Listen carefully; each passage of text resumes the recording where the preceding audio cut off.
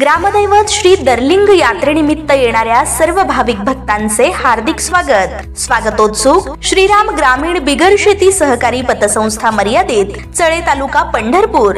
आमच्या पतसंस्थेची वैशिष्ट्ये सोने तारण कर्ज त्वरित उपलब्ध, महिला बचत गटांसाठी अर्थसहाय्य, वैयक्तिक कर्ज, वाहन तारण कर्ज, मुदत ठेव कर्ज व पिगमी ठेव कर्ज, 6 वर्षे 6 महिन्यात दाम दुप्पट ठेव योजना।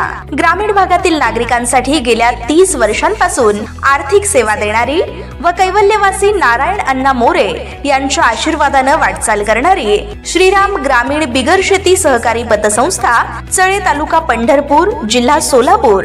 संस्थापक अध्यक्ष माननीय श्री भास्करराव औदुंबर मोरे, माजी उपसरपंच ग्रामपंचायत चळे। चेअरमन माननीय Shri doctor Suhas Hari More, vice chairman माननीय श्री बालाजी पांडुरंग मोरे व सर्व संचालक मंडळ। सोलापूर जिल्ह्याची वरदायी असलेल्या उजनी धरणाचा पाणीसाठा झपाट्याने कमी होत असल्याचं चित्र सध्या दिसत आहे।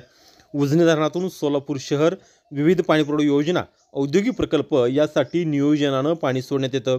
तसेच सध्या उन्हाच्या तीव्रतेने होणारं बाष्पीभवन यामुळे उजनीची पाणी पातळी झपाट्याने कमी होऊ लागली आहे। उजनी धरणातून सोलापूर शहरासाठी 8 एप्रिल रोजी पाणी सोडण्यास सुरुवात झाली, तेव्हा पाणीसाठा हा 19.1% होता व एकूण पाणीसाठा हा 73.84 TMC इतका होता। 8 एप्रिलपासून सकाळी 9 वाजल्यापासून सोलापूर तसेच पंढरपूर, सांगोला तालुक्यास पिण्याच्या पाण्यासाठी 1600 क्युसेक्स पाणी सोडण्यास सुरुवात झाली आणि नंतर तो विसर्ग वाढवून 4500 क्युसेक्स इतका करण्यात आला।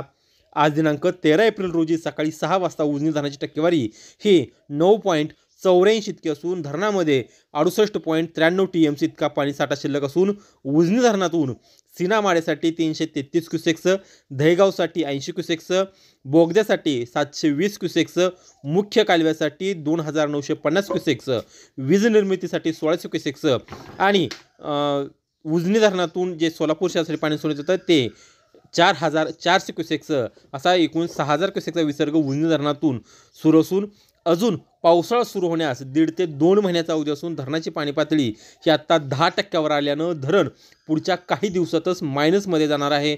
मागील 5 दिवसात धरणाची पाणी पातळी जवळपास 10% कमी झाली असून गतवर्षी धरणाची पाणी पातळी ही -60% पोहोचली होती।